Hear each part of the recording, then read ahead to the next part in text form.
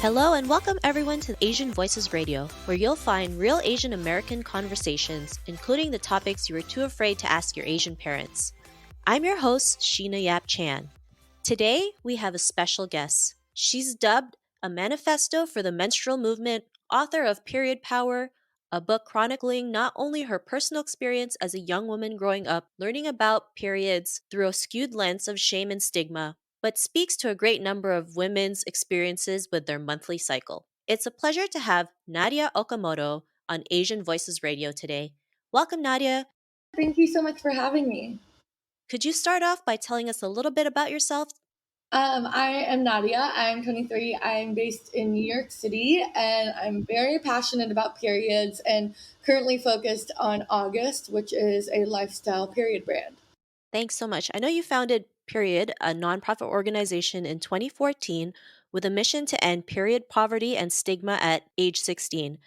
I'm sure there were challenges and obstacles that you've had to face and overcome. Can you share your experience of what you went through back then? Did you have a lot of supporters when you first started? I think that the supporters I had were really like my family and the people around me who really cared about what we were building. But I think that, starting a period focused thing in 2014 in high school, it was definitely hard to kind of get initial support from the general public. But I think a lot of that was I was just kind of learning how to talk to people publicly and do organizing in the first place. And I think my whole career has really been like learning on the job.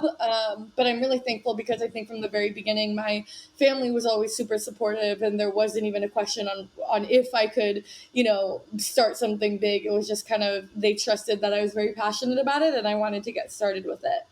Thanks so much. And I know you have a book called Period Power. What inspired you to write this book and when did it all start? I think I was really inspired to write the book just from working in the period space for several years. And I think just wishing that there was this sort of toolkit that I could hand people on, what I was fighting for and why I was fighting for it. And just kind of wanting to go from there. And I think that that was really important from the very beginning. And I think for me, period power was really kind of taking it into my own hands and writing that toolkit myself. But it was also an incredible experience to do a lot of learning and research along the way. Thanks for sharing that. And what kind of impact has it made since you started this movement?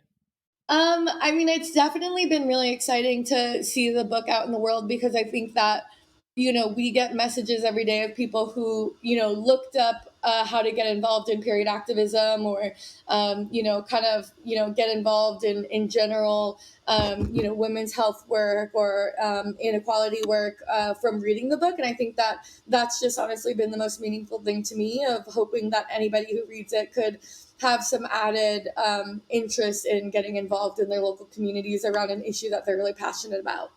Thanks for sharing that, Nadia. And I know you're a big advocate for youth empowerment. What other activism have you been involved in? I think it's interesting because I really identify like activism as just like the concept of pushing against the status quo. And I think that for me, I really try to show up and be as humble as possible and learning as much as I can and taking accountability when I need to and doing a lot of unlearning and learning and showing up as my full self and being unafraid to talk about things like periods and mental health. And if someone chooses to define that as activism in the sense that like I talk about something that most people don't, then so be it. And so I think that for me, I've always just really been passionate about really talking about menstrual health and mental health. Thanks for sharing that. And I know both subjects, mental health and menstrual cycles, are such a huge taboo in the Asian community. We're not really even supposed to talk about it. So you showing up and just talking about this is so important, and just really grateful that you're doing the work that you do. But I'd love to know a little bit more about yourself growing up. Were you born in the U.S.? Yeah, I was born in the U.S. And my dad is from Japan, and my mom was born in the U.S. Her parents are from Taiwan. Thanks for sharing that. And why is it important for others, men or women, to engage themselves in social and or political activism in their communities? I mean, I think that engaging in like civically is important because politics is so personal. At the end of the day, politics can feel like really, far out this larger concept that feels really inaccessible. But at the end of the day, like politics affects our daily civic and personal lives. And unfortunately, today we're still fighting for like basic rights to govern our own bodies. And I think that because of that, the personal is political, and it's something that we really always need to think about. Did your parents support you running for office? Yeah, so I ran off for office when I was 19, and I definitely think it took some time for my mom to like warm up to the idea. But she was eventually really supportive, and just I think they were supportive of just being able. I think me stepping into doing whatever I wanted to do in terms of fighting for housing affordability and things I really cared about. Thanks for sharing that. I think that's awesome. At the age of 19, you decided to run for office. What about your friends and those in your community? Were they very supportive as well?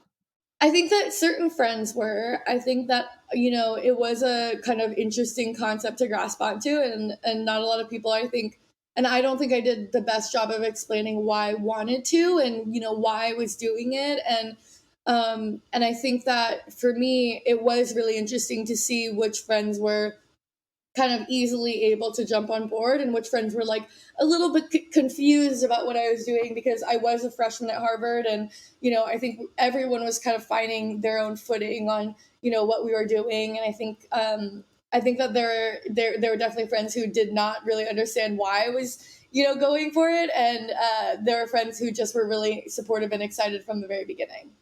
Thanks for sharing that. I know sometimes when you go out there and do something of your own, not everyone can understand it. And even if you try to explain it 20 times, they're still like, scratching their heads. But when you know what you're doing and what your purpose is, you're just going to go out there and do it like what you did.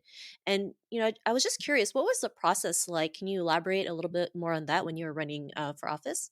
Yeah, I mean, I think a lot of it was just kind of constantly trying to connect and listen to the community. I think that was the biggest learning I took away, was just kind of the appreciation that I do have for public servants and people who do choose to run for office, because at the end of the day, that they run and do that work in order to be able to really serve their communities, and that takes understanding what the community's needs are. And I think that a lot of my learning was just kind of constantly going out canvassing, doing events, speaking at forums, listening, asking a lot of questions. And I think at the end of the day, like, that's what politicians should be. They should just be really ears for the community and listening to what the needs of the community are, and kind of everything from zoning codes and how it affects daily life to recycling programs, and housing developments, and kind of being able to do a lot of that active listening and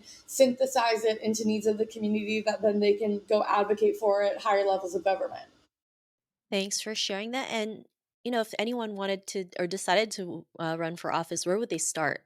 I think that it really starts by building stronger roots in the community and kind of getting involved in local government or at whatever scale that you want to work at. I think that, if I could go back and do things differently, I definitely would.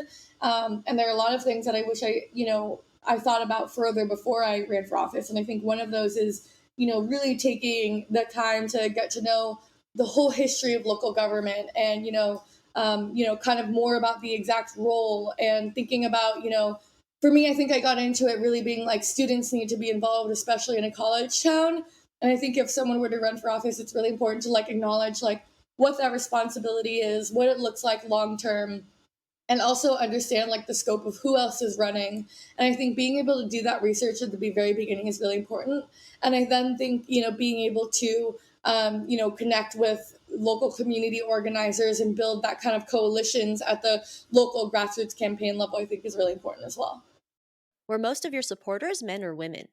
I think most of the supporters I've had are definitely like people who get their periods. Just because I think that that's always been like my biggest passion, and I think I've always been very vocal about it. And so I think people who do get their periods and can relate are often my kind of become like my greatest community. I think I also just like, for me, I have like a special love with people who get their periods, because it is something I'm so passionate about and love talking about. So naturally that kind of becomes my extended community as well. And where were you at with your initiative now since you ran for office? I think that for me, I really focused on afterward just continuing to do the work around menstrual health. I think running for office honestly just really taught me where my strengths were, and kind of I think where my genuine, where I could genuinely make a larger impact. And I think that for me, I was really proud of the fact that we had mobilized people in the community, gotten students involved and interested.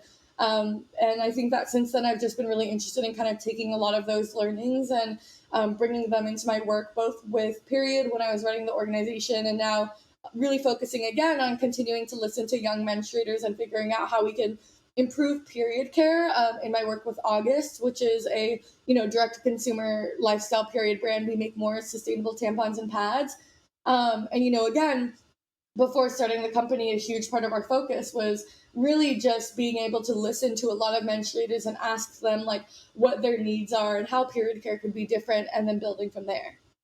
Thanks for sharing that. And I know you started August, and I'm pretty sure, starting a company is not always easy, but why did you pick the name August? August just translates into majestic dignity, and I think that dignity is a word that came up a lot when we were thinking about how to name the company. And at the same time, I think for us, it was really important for us to have a gender inclusive name from the very beginning. What other things are you focused on today, or what's your plan for the next 5 to 10 years? Anything you want to share? Yeah, I mean, I just graduated from Harvard a couple months ago, and so I think right now I've just been like excited to be done with school. And right now I'm just really focused on August and building that, and doing a lot of writing. And I also recently launched my podcast, Tigress. And that's just kind of been like a really fun way of keeping kind of this open diary, and I think that that's been really fun, and just talking a lot more about mental health and kind of what this journey has been like. And so, yeah, I think that for me, just focusing on kind of this menstrual health work, mental health advocacy, and, doing a lot more writing and, doing a lot of like healing and learning how to rest and self care and sleep have kind of been like my biggest focuses so far. That I know sometimes, we hustle so much that we forget to rest and recharge, and that's just as important as, working for our advocacies and just working towards a greater purpose. So I love that you mentioned that, because it's not always easy to keep on working, working, working, and then you don't take any rest. Everything starts with yourself, to give your best self to others and to do the things that you want to do. So I really love that you mentioned that. And what do you plan to accomplish through August? Do you have a certain vision? I mean, I think for us, it's just really reimagining period care to be as an inclusive and empowering as possible. Now, I know you've shared your story publicly of experiencing sexual abuse and violence in your relationship with your father as a child. This is also something that very few people feel comfortable talking about it openly. It must not have been easy. So, what made you decide to share such personal and private stories with others? I think that for me, everybody processes in a different way. And for me, I think it's been really wonderful to be able to find and build community, I think, through like the Me Too movement, right? I think that so many of the issues around mental health and being a survivor leave you feeling really isolated. And I think that for me, a lot of my, the abuse I experienced made me feel like I was the only one experiencing it, and I was so alone and nobody was going to believe me. And I think from hearing other survivor stories, that was a huge integral part of being able to heal. And at the end of the day, like that's really what I needed in my own life. And I think for me, I started feeling it as a personal responsibility to talk about my own story and find that community selfishly as well. And I think that for me, it was kind of like a necessity in my own healing journey. And I think everybody has a different healing journey for sure.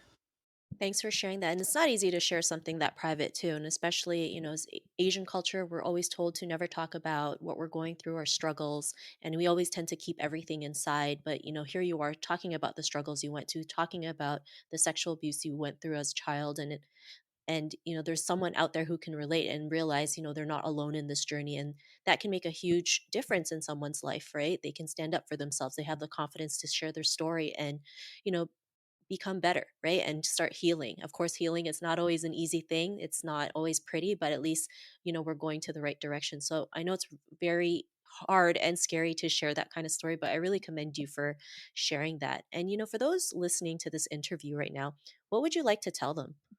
I would just say I think that what I wish that I could kind of have focused on before is just learning to rest. And I think that we, especially like I think in my own experience with my, Chinese and Japanese culture and, the immigrant background, I think that there's a lot of this like myth of meritocracy that you just have to like hustle, hustle, hustle to be happy and successful. And I think that I'm very much on my own journey of unlearning a lot of that, and learning to just kind of like chill and be really present, is really important.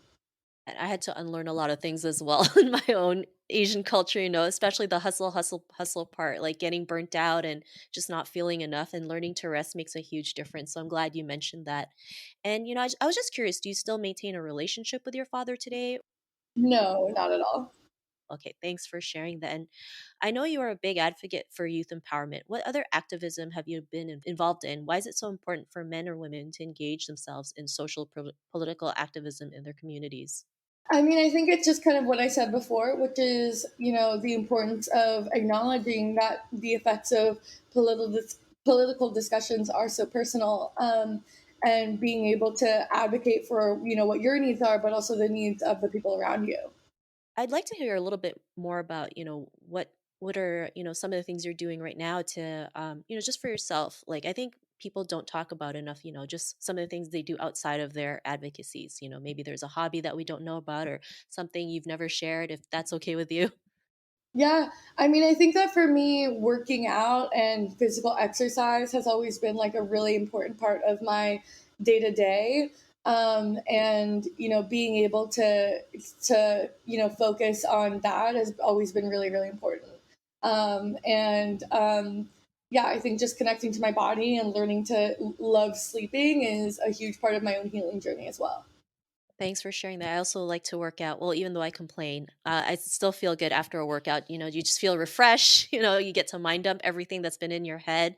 And like for me, it's my form of meditation. So, I'm glad you're able to share that. And, I just really love the work that you do, right? Especially talking about menstruation, talking about mental health. Those are two huge taboos in the Asian community that, we're not told to talk about, or we tend to avoid. And here you are, sometimes people feel like, one person can't make a change, but they can. And it doesn't matter what age you are. You started doing it at the age of 14, right? Or 16? Yeah, 16. So it's been kind of quite a while, like 7 years, which is so crazy. Yeah, and who knew 7 years would fly by so fast, right? You've graduated from Harvard, you ran for office. I mean, anything is possible if you set your mind to it. And it hasn't been an easy journey as well, right? You've had your own share of hardships. Yeah, it's definitely been kind of an up and down journey, but has been super rewarding, and I feel really lucky to be able to do something that I am so genuinely passionate about every single day, and yeah, excited to kind of keep on building as well. Awesome. We're always rooting for you. So I love, seeing all your social media posts on Instagram and LinkedIn, and just sharing everything you've done and your authenticity. And I just think it's such a refreshing perspective just to see all that. So thank you so much. And, if our listeners wanted to get to know a little bit more about you, check out your podcast, check out August. Is there any links or social media profiles we can connect with? Yeah, just at Nadya Okamoto on social media or at It's August. And obviously, August is itsaugust.co. And that's been really, really fun from the very beginning. Thank you, Nadia, for coming on Asian Voices Radio. Thank you so much for having me. Having inspirational figures like Nadia who are changing the narrative of what it means to menstruate and dismantle the stigma and negative connotations of periods is so powerful. On behalf of my guest, Nadya Okamoto, I'd like to thank you all for listening. If you have any suggestions for future topics, we'd love to hear from you. Also, be sure to subscribe as well as follow us on Facebook, Twitter, and Instagram. Until next week, I'm Sheena Yap Chan. I'd like to thank you for listening. Until next week, take care, everyone.